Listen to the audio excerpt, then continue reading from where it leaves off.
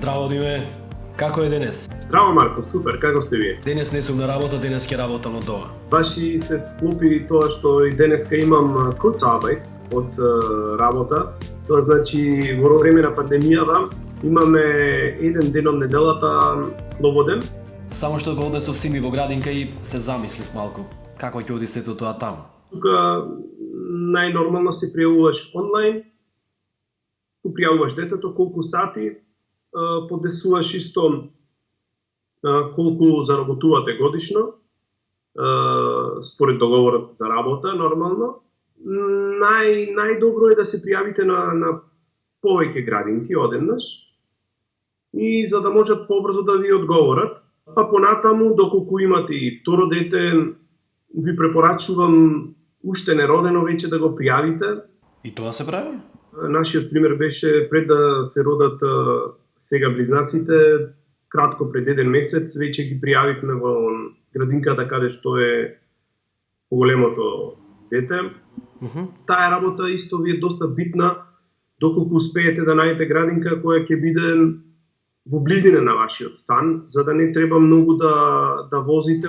Работодавците сите имаат глайд сайт, тоа значи време во кое што од 6 наутро до 9 часот да бидете на своето работно место. Нешто како лизгачко работно време.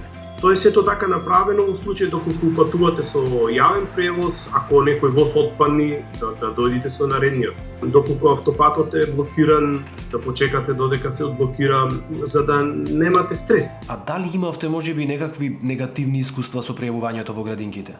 На почеток исто така не знаевме дека треба да плаќаме дупло, затоа што детето беше 8 месеци, почна со 8 месеци во градинка да оди. Доколку родителите заработуваат 50.000 евра годишно, би коштало 115 евра, тогаш би коштало за дете под 2 години дупло, 230.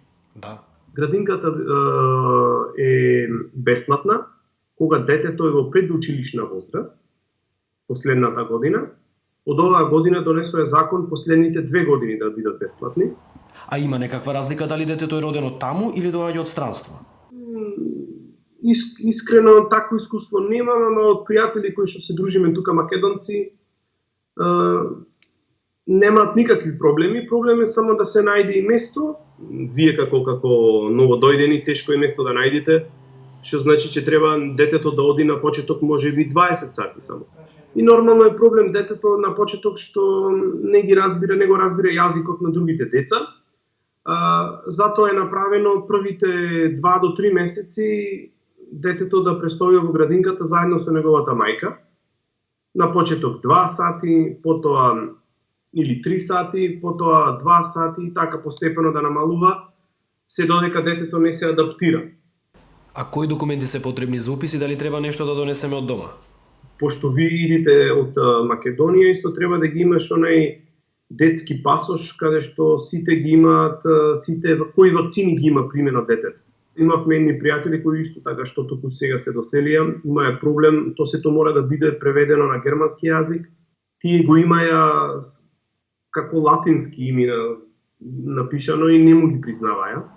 Што правиме ако детето се разболи, а баба и дедо не се таму? Боледување можете да земите, например, вие и вашата сопруга, вие можете 10 дена, исто и вашата сопруга 10 дена годишно. И тоа ќе ви биде платено. Баш интересно, да. Тоа би рекол за почеток е премалку. Доколку имате можност помош баба да дојде, тоа е од огромна значење.